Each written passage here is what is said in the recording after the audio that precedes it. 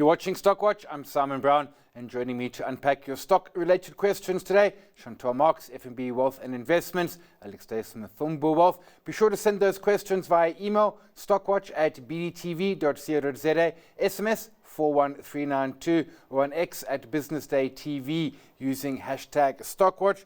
Chantal, Alex, appreciate the time. I want to start with some leisure. 2 bits of data out. A new CEO for Sun International. Chantal, he is all about the gaming side. I mean, he's ex of William Hill. They talk repeatedly in the Sense announcement. I must say, not that they're abandoning leisure, but they really are doubling down on gaming.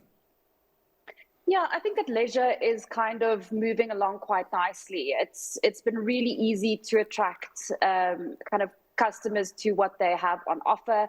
We have the kind of structural support coming through from an increase in domestic as well as international travel, and their refurbishment program, I think, has progressed quite nicely in a post-COVID world.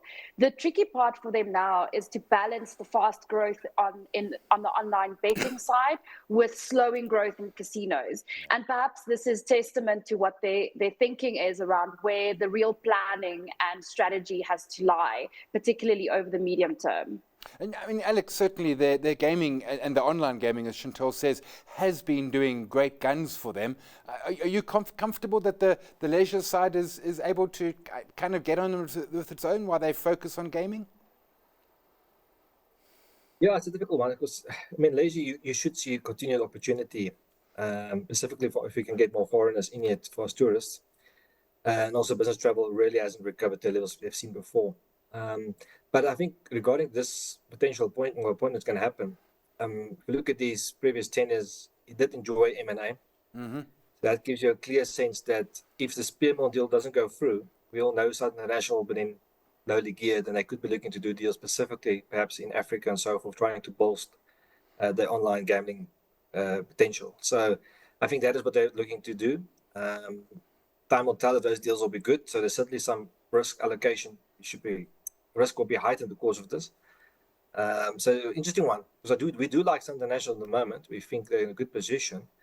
But if there is obviously this new information and potential changes that can come to, it could have an impact on our view, but time will tell. The other announcement out, Alex, let's stay with you. Southern Sun, they were doing a market update. They were at a conference. They gave a market update. And the market not liking what they saw. Although I see the stock has recovered. Maybe it's low liquidity more than anything else. What was the Southern Sun update for you?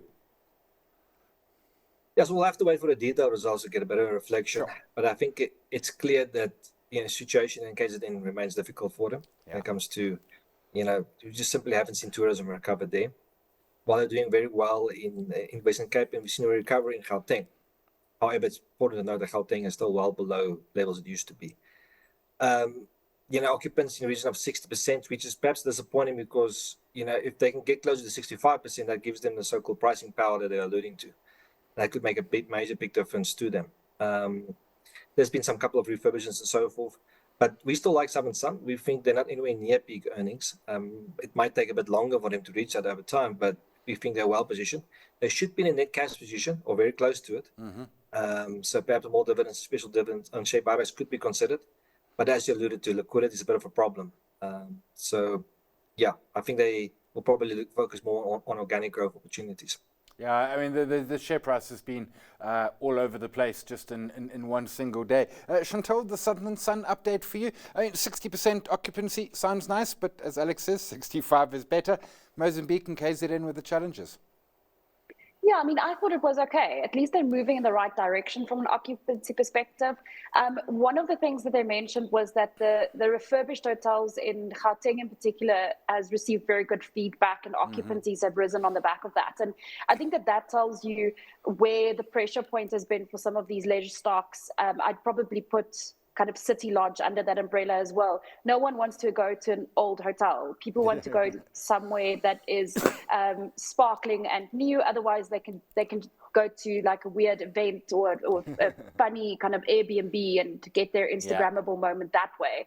So I think that they're moving in the right direction in terms of their refurbishment program. And I think KZN has the opportunity to recover. I mean, we've already started seeing some really positive movement in terms of infrastructure investment and management in that Durban area. And hopefully that is sustained and tourists will return to Durban. Same thing with Mozambique. I think things have quietened down in Mozambique now. It's still not the best, but I can see a long-term case for still remaining in Mozambique. And as Alex said as well, ticking along very nicely in the Western Cape and a recovery coming through in Gauteng as well. Yeah, okay, so maybe not quite at the numbers yet, but loads of potential. I want to go back to last week. Momentum, a question coming through.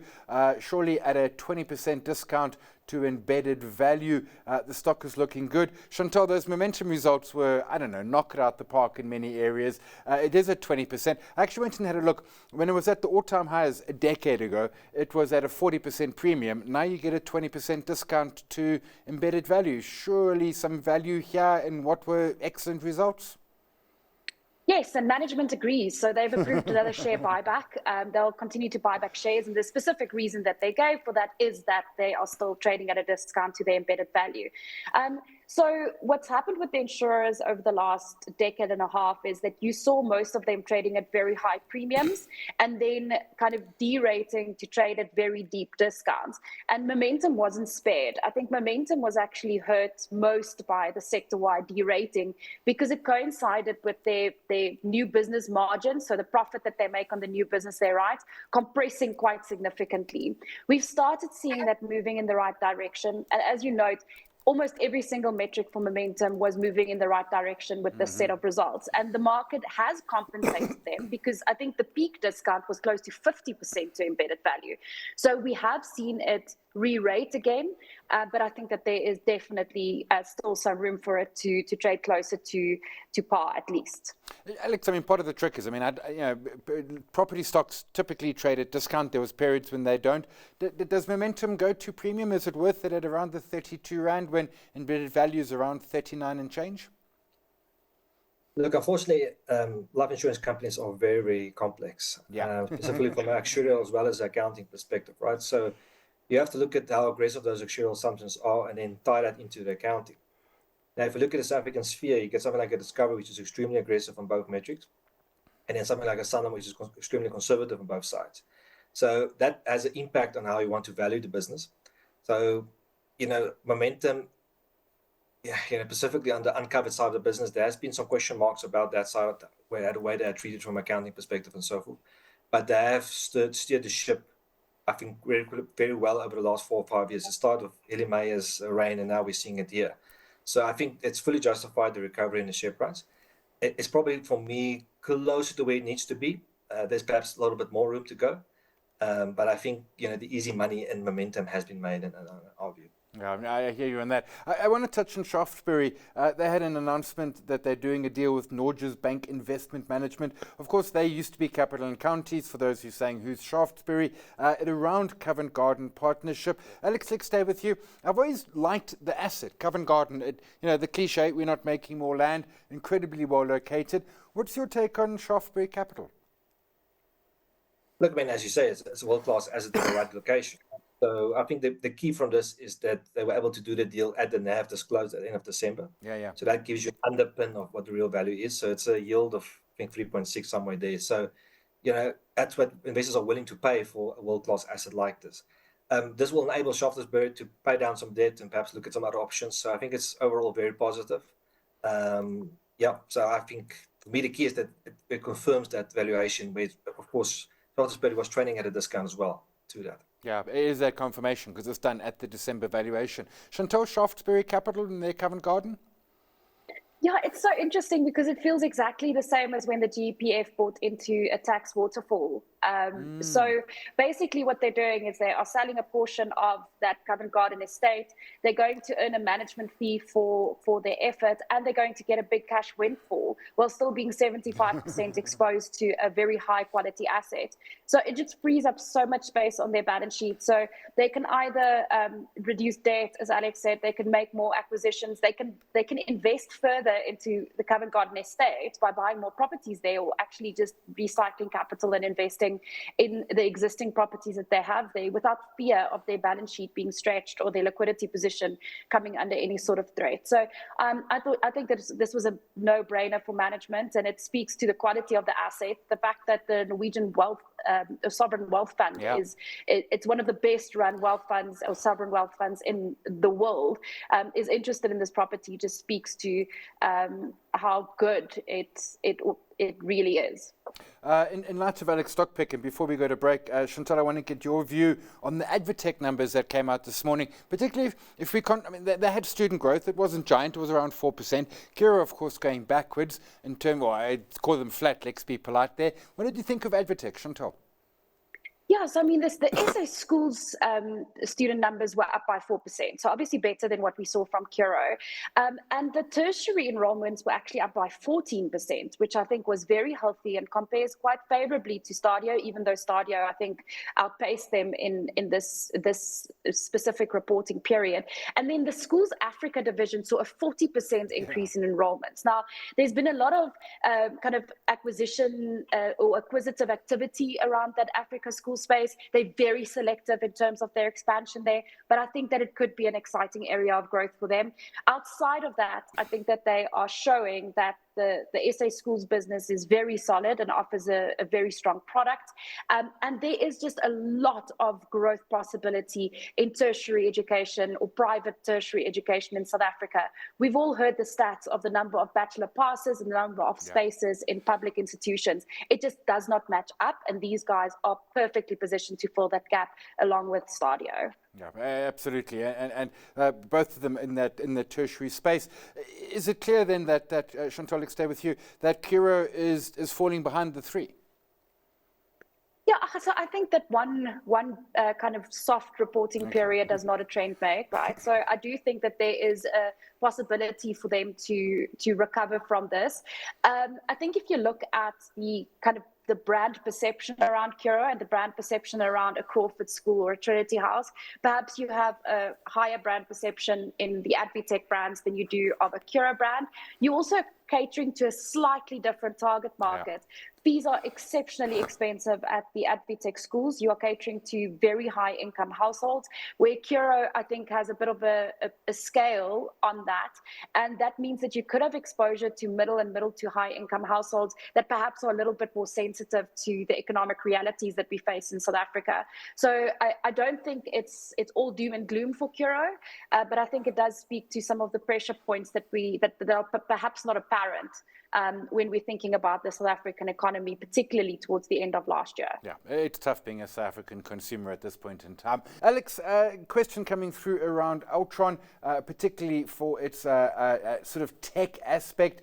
Question is Altron a good stock if you're looking for IT exposure in a portfolio? Your thoughts on Altron, and particularly with their IT business? Yeah, so Altron has really released a lot of market value over the last 5 or so years. Specifically, for started with the bytes unbundling, and now obviously fixing the existing core businesses. So, I think that there's more to come. So look at this more of a margin story. So revenue has been quite muted in the business, but there's still optionality in the platforms business. So that is specifically on Netstar. Now, if we compare that to valuations of other businesses like Curro and those listed in the US, the discount is quite wide. That business has lost market share and is slightly different, but they are trying to fix or rectify some of the problems in the past. So it's looking a lot more promising. For example, they have tied up OEMs like a Toyota, for example, and now it's bundled deals and so forth. So doing quite well there. And then you've got the fintech side of the equation, which they're trying to add to that, and there's plenty more optionality in there. And then trying to clean up some of the lesser known businesses. It's still got the healthcare, for example, an ADS and so forth that are trying to sell modify. So it's not necessarily a pure tech business. I mean, if you want pure tech exposure, you'd rather go look at options in the US or in China. But certainly in the fintech side of the equation in South Africa, and specifically the platforms and how you can collect data and try to extract more value from it, yes, Altron is well positioned for that. And I think that is what they're trying to do going forward, because they do collect enormous amount of data through different parts of the businesses. Yeah. Absolute through platform, healthcare, fintech payment systems, etc., etc. So that data is quite valuable, and I think they can do more of it, and that's exactly what Van der Kap is trying to do there. Yeah. Chantal, Altron for you? Yeah, I mean, the business has really transformed over the last decade or so. And as Alex also mentioned, we've seen really great returns to shareholders during that time. And that the great thing about Altron is there's still more to come. The business is still incredibly complicated. There are still very many moving parts that they can simplify, combine, sell, unbundle to unlock that value. So yeah, I mean, it's a company I like. I think it's a really great play on kind of the SA Inc. thematic as well. Yeah, and I mean, if you can just keep concentration when you are looking at the company, because it can get quite long-winded when you look at how they try to explain the different businesses.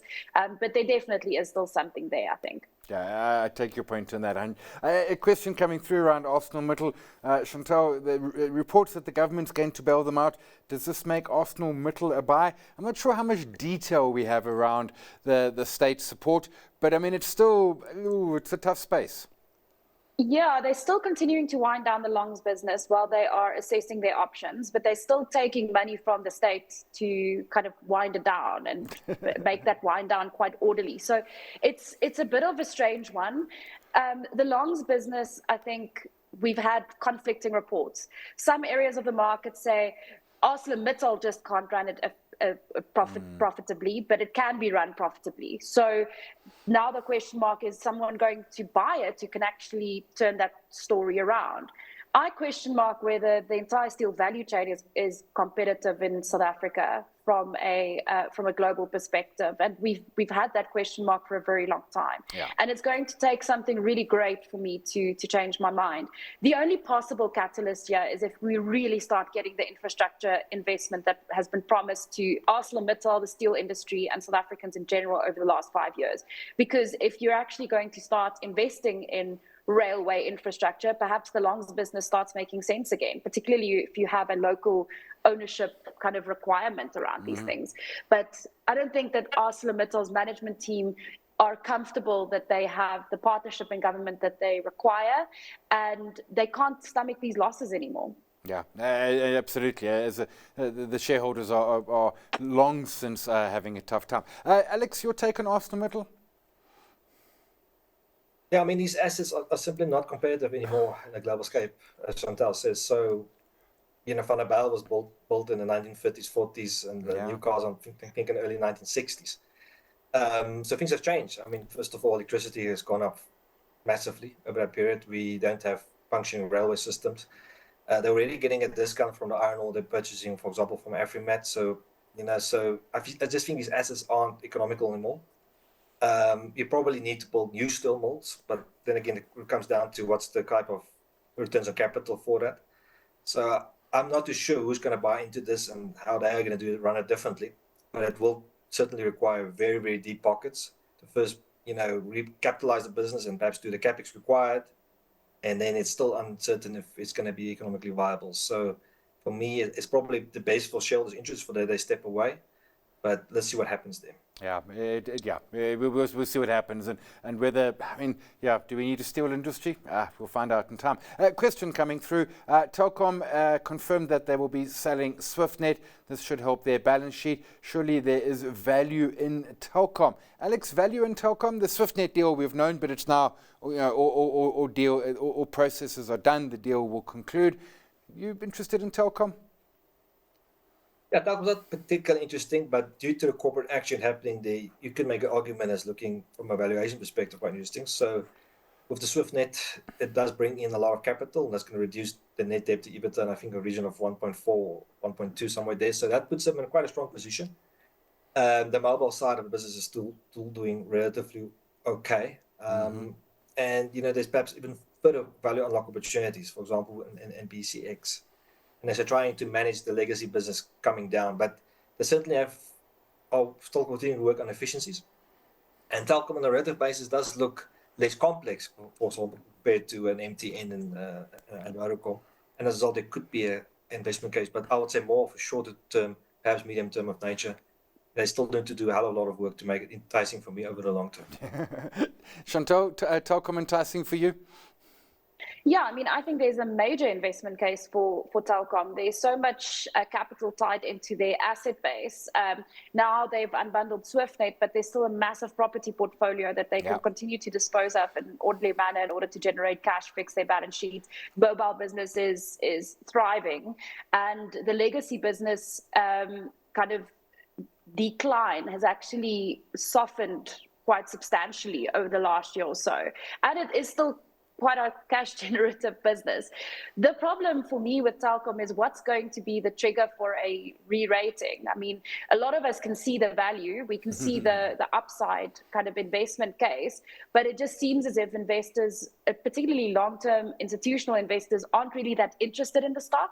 So I think that that's the greatest risk, that it's going to take some time for the investment thesis to play out, just because investors still think about Telkom the way that they thought about Telkom 10 years ago. Yeah, and that's always the case. What sort of starts that re-rating? And that quite simply is investors buying it, and particularly the large investors.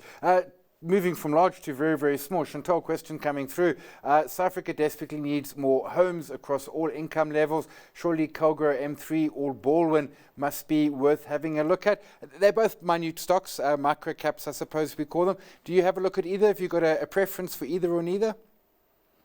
Yes, so I look at both, and they actually cater for very different segments of the market, and the businesses are structured very differently as well. So Curro really is focused on kind of the affordable housing space, even though they do have a certain segment of their business that focuses on kind of mid to mid-high income properties. They actually don't take any of the construction or the construction risk. They are a pure developer, and that makes it a lot more, I think, it makes it a little bit easier to manage their cash flows. I also like the area of the market that they're in, because that's the area of the market that's been chronically undersupplied in South Africa. And then they've got this little memorial parks business that they are aiming to grow to a size that it'll just cover all their head office costs going forward. So that removes some risks for them as well. The stock isn't expensive. Baldwin, the stock is also cheap. They cater to a different area of the market. I think the biggest issue for Baldwin, just to add, just before I get there, they also have a really nice annuity little income stream from the Wi-Fi and the solar that they provide at those Baldwin estates. They'll continue to do that going forward. So that's really great. The biggest issue for them, I think, is reputational risk and brand risk, because from time to time you get this absolute hate towards Baldwin because everything's Baldwin branded.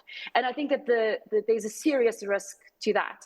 But that being said, I mean, the stock isn't expensive.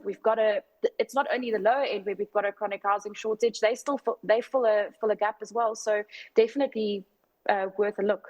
Yeah, I remember the Crystal Lagoon story in Pretoria, and there was a thing on Twitter, Spaces. There were 10,000 people on there. I mean, it was just staggering. But let's go to some stock picks. Alex, you're going with Stadio. We've had the results from the three education stocks, Curro, Advtech, Stadio. The latter two came out today. Stadio, your stock pick today? Yes, I think, Stadio for me is one of those, just put it in the bottom drawer and then let it run. So there is still huge optionality in the business. So if you look at the number of learners, they just breached the 50,000, and they're looking to reach 80,000 by 2030 and then 100,000 forward. And I think they will achieve that quite easily. So they're going to do a combination of obviously distance learning and contact learning. Yeah. Contact learning will be about 20% of the business. So that can necessarily try to compete with all the universities and so forth, but they will build a few. For example, they're busy with one in Durbanville. But really the distance learning that I like. I think there is immense opportunity, especially since we've got UNISA, which is, in disarray. So that makes it quite easy for them to steal market share there. And the things do change. For example, they get university status and perhaps they can get access to NASA's funding and so forth. I think the growth will even go higher levels than it really is. And then lastly, they do generate a lot of cash in the business. Their cash conversion is very, very high. And so they've got a completely different J-curve to something like a Curro, for example. So I think Stadio can actually give you very good growth with good dividends as well. And I think that dividend underpin will probably come in really over the next 2 3 years. Already they're paying 50%, but I think they can even pay more, in the next few years. So I like it, buy it, hold it, and if any weakness, buy more. Yeah, 100%. And tertiary education, giant demand for it, and I think distance really helps. Chantal, ASML.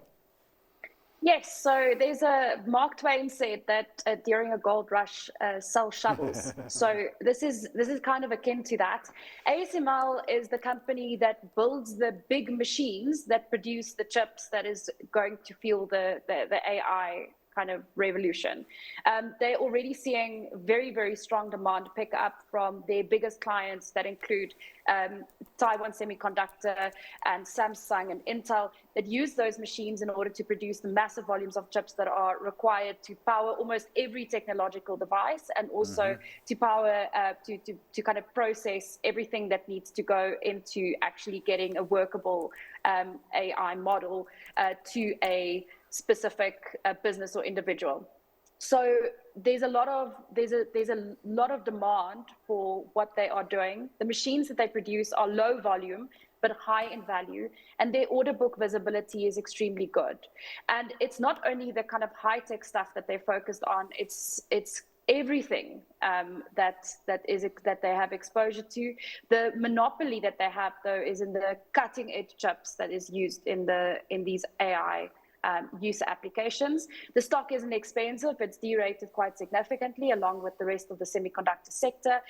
So I think that now is an opportune time to get involved, and you can get exposure on the JSE. Yeah. It's one of the new F&B ETNs that listed today. Yeah, and I'm a huge fan of those ETNs. Also a huge fan of ASML. And it's video lithograph. I can't say the word at all. I was hoping you were going to, but trust me, it's tech that's really, really fancy. That's all for Stockwatch today. Thanks to our guest, Chantal Marx, F&B Wealth and Investments, going with ASML. Alex Duys from Umthombo Wealth going with Stadio. Up next at the close, stay watching.